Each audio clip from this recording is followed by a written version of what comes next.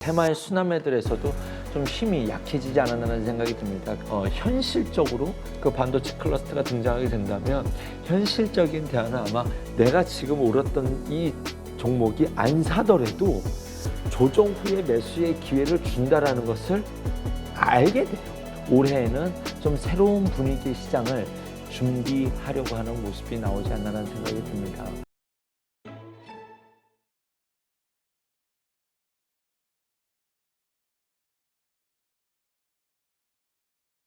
네, 안녕하십니까. IBK 투자증권 분당센터 함정남 차장입니다.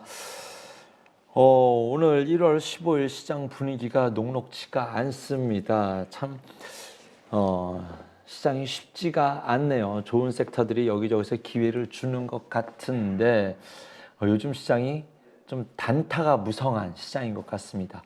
아침에 캔들이 너무 좋고 내용도 너무 좋아서 사면 장 막판이 되면 여지없이 물려버리고 내일은 오르겠지 하면 내일은 새로운 주제 테마들이 만들어져서 어느덧 어제 샀던 나는 좀 답답하기 그지없는 테마의 순환매도 빠르고 뉴스에도 빠르게 대응하려고 하면 너무 속도가 빠르고 꼭지에 물려버리면 마인드 컨트롤하기가 쉽지 않은 그런 시장이지 않나라는 생각이 듭니다. 일단은 테마의 수남매들에서도 좀 힘이 약해지지 않았나라는 생각이 듭니다. 그 안에 작년 그리고 작년 연말까지만 하더라도 2차 전지, 반도체, 바이오 이렇게 큰 축을 누르면서 이렇게 수급의 수남매가 있었지만 지금 올해 들어서는 그 분위기가 올해에는 좀 새로운 분위기의 시장을 준비하려고 하는 모습이 나오지 않나라는 생각이 듭니다.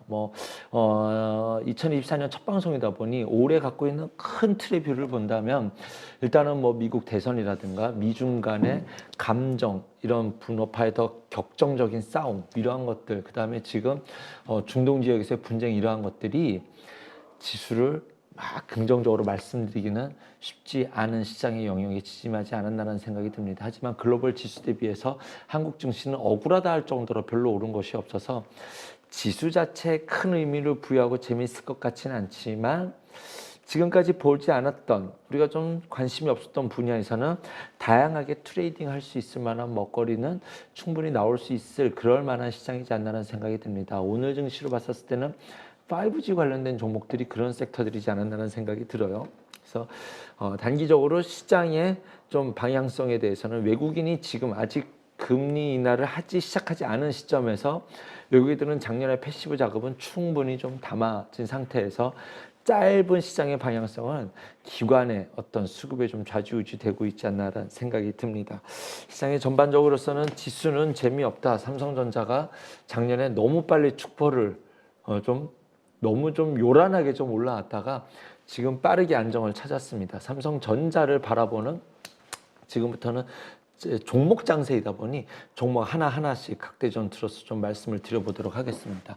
삼성전자가 여러 가지 이유들로 메모리 업종이 턴한다라는 것과 파운드리에 대한 기대감들 이러한 것들 그리고 또 하나의 트리거가 있었다라고 한다면 연말에 시진핑 주석이 반드시 대만을 무력 침공할 것이다 이런 강한 어필이 있었을 때 대만의 총선을 염두에 둔 발언이었을 텐데 그렇게 된다라고 한다면 삼성전자의 반대 급부 수혜가 있을 테니 이러한 이슈까지 더해서 연말에 급하게 올라갔다가 연초되고 나니 실적 플러스 삼성 오너그룹의 상속세를 준비한 그룹 오너 일가의 지분 매각 이러한 것들 그것을 미리 알고 있었는지는 모르지만 기관의 일관된 매도 이러한 것들이 맞물려서 주가 조정이 있었는데 일단은 가장 의미 있는 저항선의 가격이 73,500원에서 74,000원 가격을 강하게 돌파하지 않고 유유히 돌파하는 모습이 저는 조금 아쉬웠었습니다. 그 다음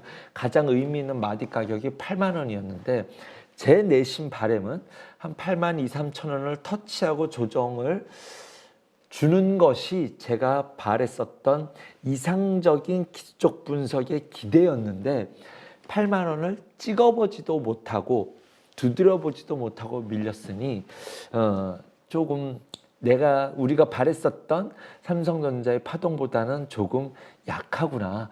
8만 원의 벽은 매우 의미적인 가격 마디선도 두껍고 실질적으로 많은 개인 투자자들의 매물 통곡의 벽일 수도 있다라는 생각이 듭니다. 그래서 아마 다음번에 여기를 돌파하려면 에너지 축적이 필요하지 않을까. 그 축적을 모아가는 과정 속에서 빠르게 조정을 주었는데 그 조정을 줄 때 과거의 저항선은 이제는 지지선으로 역할을 할 것이다. 하지만 8만 원을 두드려 보지도 못했기 때문에 그 지지선은 약간은 깨질 수도 있겠다. 그래서 개인적으로는 7만 2천 원대가 온다면 편안하게 추가 매수를 할 준비를 할 수 있겠다. 그러면 지금 삼성전자 가격이 오늘 종가 기준으로 73,900원인데 요 73,000원 단에선 72,000원이라든가 73,000원대에서는 조금 매수의 관점으로 조정을 뭐 적극 매수다. 이거는 다양한 변수들이 있기 때문에 하지만 조정은 줄 만큼 주었다는 의미를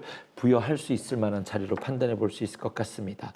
SK 하이닉스는 조금 억울하고 아쉽습니다. 왜냐하면 삼성전자는 메모리 업황의 턴에 기대감을 가져온다고 한다면 SK 하이닉스는 삼성전자와 별개로 엔비디아향 HBM3의 개별적인 매력도를 갖고 대응해 볼 수 있었을 텐데 실제로 주가는 그냥 우리나라 지수 반도체 업종 섹터에 움직이는 것처럼 움직여져 버려서 결론은 이거죠.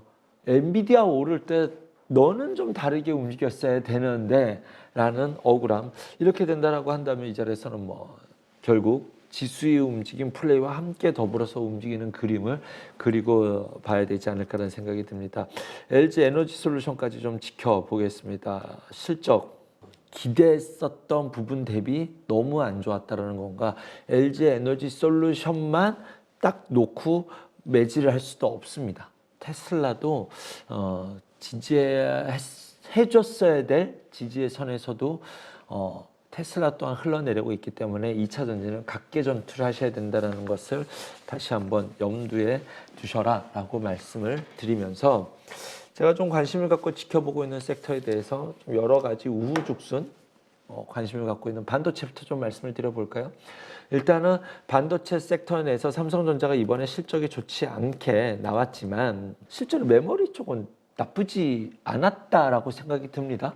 메모리 쪽은 이 정도면 나쁘지 않았는데 그것을 보고 분석한 내용을 전제로 말씀을 드리면 확정 실적을 또 보고 나서 이야기를 해야 됐지만 대충 맞는다라고 했었을 때 메모리는 이 정도면 나쁘지 않다라는 생각을 갖고 있고요.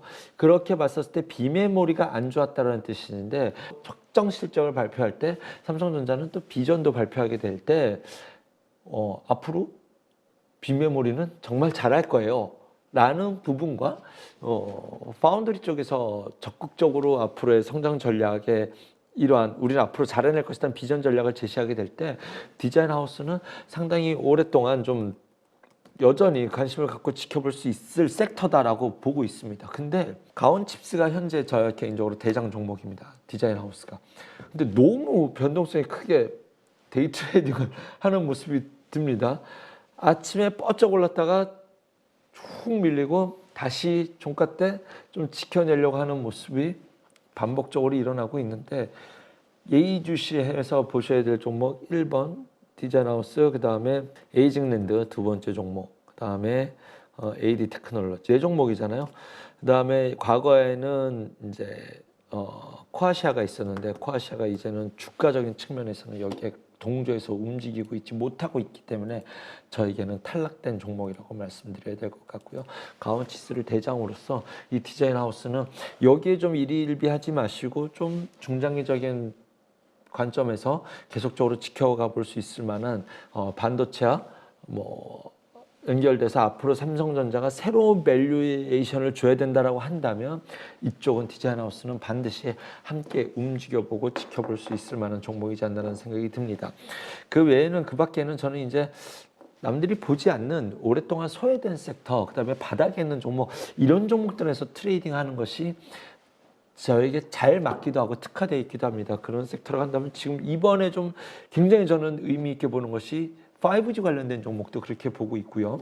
그 외에 오늘 좀 의심을 갖고 있는 것이 원전과 관련된 종목인데 우진이 가장 도드라지게 보였습니다. 일단 우진은 우진엔텍이라는 종목이 이제 내일 청약이 시작되고 이번 달에 상장을 하게 되는데 그 상장과 맞물려서 우진엔텍이 원전과 관련돼서 중간 정비라든가 그 다음에 해체와 관련된 자기 강점을 갖고 있는 종목입니다. 그래서 자회사 청약과 관련된 지분 40% 갖고 있는 우진이 오늘 의미 있게 움직이기도 했는데, 이것이 아니더라도 원전된 관련된 주들이 오늘 BHI라든가 오늘 5.3% 올랐네요. 그 다음에 안전기술은 강보합 수준에만 머물러 있었고요. 일진파워 뭐 등등 원전된 관련주들이 고개를 싹 든 모습이 포착이 되거든요. 그 용인 반도체 클러스터 얘기가 622조 오늘 얘기가 나오면서 반도체 장비주들에게는 움직일 법한 이슈였는데, 장비주들은 썩 크게 움직이지 않았고 오히려 온디바이스에만 좀 집중되는, CXL에만 집중되는 모습이 보였습니다. 그것에 대해서 에너지를, 그 전력을 어떻게 공급할 거냐. 풍력과 태양광으로 반도체 클러스터 에너지를 할 수는 없을 텐데, 여기에 그러면 현실적으로 그 반도체 클러스터가 등장하게 된다면 현실적인 대안은 아마 원전이 되게 될 텐데, 원전은 현 정부의 방향성을 갖춘 공약이기도 하고 글로벌 트렌드이기도 하고, 실제로 용인 반도체 클러스터 이상 플러스 알파로 삼성전자가 여기에 팹을 2030년까지 뭐 짓겠다라는 투자 전략까지 본다라고 했었을 때, 현실적인 이야기를 이제는 이게 진짜 현실화 된다면 이라는 것까지 관심에서 본다라고 한다면, 지금 이 자리에서 원전주들은 뭐 오른 것도 없고 지금 그동안 시장에 관심도 없었기 때문에 오히려 지금 오늘 고개를 한번 든 것에 대해서는 의미를 갖고 지켜봐야 되지 않을까 생각이 들고, 우진이라는 종목은 개별 이슈까지도 포함해서 갖고 있다. 여기에 이제 풍력은 앞선 단에서 좀 한번 크게 올랐었거든요. 앞선 단에서 풍력이 올랐었을 때는 이런 논리였었어요. 이제 금리 인하 사이클이 온다. 그래서 금리 인하가 현실화 된다라는 것과 생각보다 앞선다 했었을 때, 실제로 작년에 풍력이 좋다 했었을 때 미국 친환경에 갔을 때 우리나라는 못 갔었죠. 그런데 실질적으로 이 금리 레벨에서 풍력과 태양광, 특히 풍력은 정부 투자 사이클에 완벽하게 직결로 맞물려 있는데, 이 금리 사이클에서 정부가 투자한다는 것은 현실성이 없었기 때문에 유럽에서 투자가 씨가 말랐었고, 그래서 풍력들이 다 주저앉았는데, 실제로 그것 대비 시스템인들 실적을 보면 크게 줄어든 것이 없습니다. 그런데 유럽에 갖고 있었던 기대감의 투자가 아예 이거 지금 다 말라버렸기 때문에 주가만, 실적 대비 주가만 크게 박살이 났었는데, 이제는 다시 이쪽 에너지와 관련돼서 원전과 풍력은 관심을 갖고 지켜볼 수 있을 것이다.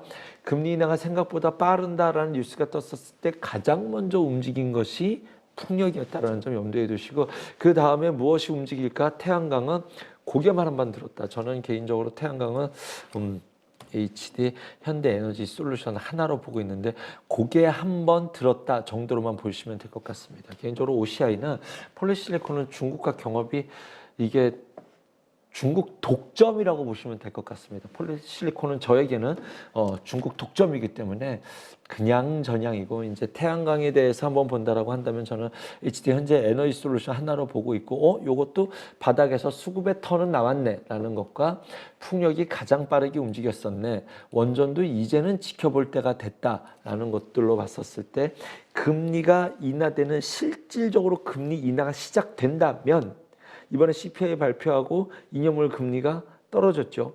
3월 달에 금리 인하를 시작할 가능성도 높아지고 있다고 보시면 될 것 같습니다. 언제일지 모르겠지만 금리 인하가 실질적으로 시작될 때, 저는 원래는 금리 인하 사이클에서는 성장주가 좋다라고 하는데, 성장주들은 충분히 작년과 올해 좀 밸류에이션을 줬기 때문에 오히려 경기 민감주들을 관심을 갖고 지켜본다 라고 저는 좀 보고 있거든요. 에너지 싸움은 너무나도 중요한 싸움이 될 것이고, 또 이번에 지정학적 리스크가 어떠한 불똥이 튈지 모르는데, 그렇게 된다고 한다면 에너지는 다시 한번 중요한 키워드가 될지도 모르겠습니다. 그래서 앞서서 현재 가장 강하게 움직였던 것은 풍력, 태양광, 현재 에너지솔루션 충분히 지금 손바뀜이 있었다고 인정해 볼 수 있다.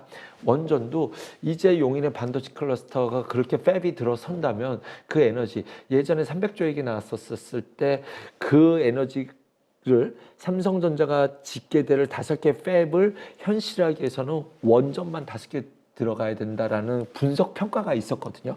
실질적으로 그렇게 원전이 들어갈 수 있다라는 이야기를 하는 것은 아니지만 이런 투자가 현실화될 때는 현실적이 있는 것은 가장 빠른 것은 원전이라는 것과 오늘 일제히 관련주들이 고개를 한번 들었다는 것은 좀 관심을 갖고 지켜봐야 되지 않을까라는 생각이 듭니다. 또 하나 제가 요즘에 눈을 갖고 이렇게 지켜보고 있는 것은 카카오페이랑 카카오뱅크입니다. 오늘 좀 올랐어요. 그래서 사실은 이것이 어떤 이슈로 올랐었냐면 이틀 전에 강하게 상승을 했었을 때 1월 11일이었죠. 주담대를 대환대출해 주는 것, 딴 데서 신용대출로 또는 주택담보대출로 있었던 것을 이쪽으로 바꾸면 이자가 훅 떨어지니까 이거 너무 잘하지 않았나라는 생각이 듭니다. 그때 기관들이 전부 다 매수를 했고 은행만 매도를 했는데 많은 물량은 아니지만 은행에게는 괘씸죄이지 않았나라는 생각도 듭니다. 하지만 이 부분은 은행이 주도권을 쥐고 있었던 헤게모니에 대해서 균열을 만들어낼 수 있는 카카오페이 뱅크가 자기만의 매력도를 가져갈 수 있는 아주 중요한 일을 해내지 않았나라는 생각이 들었습니다. 하지만 그 당시에 이 카카오페이랑 뱅크가 정확하게 맞물려 있는 그 저항선에 딱 맞물려 있었기 때문에 여기서 좀 조정이 줄 수도 있지만 지금 카카오뱅크와 페이가 하고 있는 역량과 시장의 트렌드와 이러한 것들을 맞물려 봤었을 땐 지금은 좀 의미를 있고 긍정적으로 바라볼 필요가 있다는 것이 제가 이 두 종목을 바라보고 있는 큰 틀이라고 보시면 될 것 같습니다. 조금 확대해서 본다면 카카오라든가 네이버도 연결해서 볼 수 있을 것이죠. 이 플랫폼 인공지능 이야기들이 많은데 속도 면에서는 딱 이것 때문에 좋을 거야 라고 할 수는 없겠지만 우리가 체감할 수 있는 인공지능이 무언가가 된다면 결국 플랫폼이 필요할 것이고 그 안에서 현실적으로 가까운 것은 카카오 네이버가 유리한 것은 맞기 때문에 조금 저는 여전히 네이버 카카오 손실이 크신 분들이라고 한다면 단가 낮추기 전략, 그 다음에 카카오페이와 뱅크는 의외로 지금 의미 있는 일을 해놨다. 지금 상승폭이 작지 않습니다. 그래서 꾸준히 지켜보시고 트레이딩 이상의 전략을 가져가 볼 수 있지 않을까라는 생각이 듭니다. 마지막으로 한 섹터를 뽑아드리면 히토류 관련된 섹터입니다. 대만에서 친미 정권이 연이어 집권하게 됐습니다. 그러면 어떠한 이야기가 일어날 때 이제 중국 입장에서는 노골적인 어떤 이슈, 이것이 아니더라도 지금 중국과 미국이 갭이 줄어들지 않고 있어요.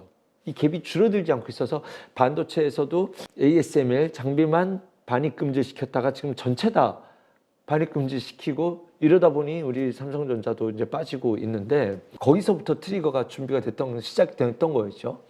미국과 중국의 싸움이 이 정도면 적당히 화해를 할 법도 한데 라는 생각이 있었지만 점점 더 치닫고 있습니다. 내심 중국도 본인은 너무 죽을 것 같지만 중국 경제는 처절하지만 여기서 약한 모습을 보일 수는 없습니다. 왜냐하면 정치적으로 본인의 그 당의 힘을 지켜내기 위해서는 미국도 마찬가지예요. 여기서 꼬리를 내릴 수 없습니다. 지금 대선이 있기 때문에 꼬리를 내릴 수 없어서 더 자극적으로 중국을 이렇게 거세게 밀어내는 이러한 것들이 올 한 해 계속 악재로 작용하게 된다면 중국은 현실적으로는 아니더라도 이 히토류를 계속적으로 무기화하는 이런 이야기들이 계속 나오게 되지 않을까. 정치적으로 이런 어떤 각 미국과 중국이 서로 싸우는 것이 서로 유리하다라고 해석될 수 있는 그러한 형국의 한 해가 되지 않을까라는 생각이 들어서 히토류와 관련된 종목들은 지금 적극적으로 매수 타임입니다. 이렇게 될지는 모르겠습니다만 보험성으로 투자의 한 자리에서는 좀 예의주시라고 관심을 가져봐야 될 그러한 시장이지 않을까라는 생각이 듭니다. 마치 지금 중동발 악재들, 호르무즈 해협의 악재들이 시장은 무겁지만 거기와 관련된 테마들이 막 강하게 그 안에서 해운, 물류, 에너지주까지 순환매를 이어가면서 종목을 이어갈 때 이제는 그 연결선에서 사료주라든가 그다음에 히토류주들도 예의주시해 봐야 될 하나의 테마의 한 자리가 되지 않을까 생각해 봅니다. 시장 굉장히 어렵습니다. 다시 한번 말씀드리지만 오전에 매수하시고 종목을 추격 매수하셨다가는 장 종가에는 아이고 그래서 장 종가 때 사는 매수를 오히려 좀 추천드리고요. 테마가 굉장히 빠르게 반이다 보니까 언제나 내 타이밍을 기다리시는 분들이라고 한다면 지금 시장 의외로 나쁘지 않거든요. 내 타이밍을 기다리시는 분들에게는. 그런데 그렇지 못하시는 분들이 늘 문제이기 때문에 내가 내 타이밍을 진드거니 기다리지 못하시는 분들이라면 그러면 각도 분석법이라는 것을 공부를 하시면 각도 분석법이 실제로 그런 매매에 적용되지는 않아요. 하지만 각도 분석법을 공부를 하시면 내가 지금 오랐던 이 종목이 안 사더라도 조정 후에 매수의 기회를 준다라는 것을 알게 돼요. 각도 분석법을 공부하시면 실제로 추격 매수를 안 하는 데 도움이 되는 것이 아니라 이것이 어떤 모양으로 조정을 줄 때 사야 되는지를 기다릴 수 있게 만들어주는 게 각도 분석법이거든요. 그래서 내가 맨날 올라가는 종목 샀다가 또 마음 변심해서 손절만 계속 하시는 분들이라고 한다면 지금 이런 시장에서 지금 기술 분석 굉장히 중요한 시장입니다. 각도 분석법을 한번 공부해 두시면 자연스럽게 추격 매수하는 데에서 좀 너무 뇌화부동하는 매매에 대해서 자연스럽게 조정을 기다리는 매매로 바뀔 수 있는 하나의 도움이 될 수 있지 않을까 생각이 듭니다. 시장 어렵지만 시장의 기회는 계속적으로 올 텐데 그것은 조금 시간 싸움과 할 수 있는 마음을 유지할 수 있다면 시장은 틀림없이 기회가 있다고 생각이 듭니다. 내일 어려운 시장이지만 그 안에서도 성투하시는 우리 8.15 모든 가족 여러분 되길 바라면서 저는 여기까지 하도록 하겠습니다. 감사합니다.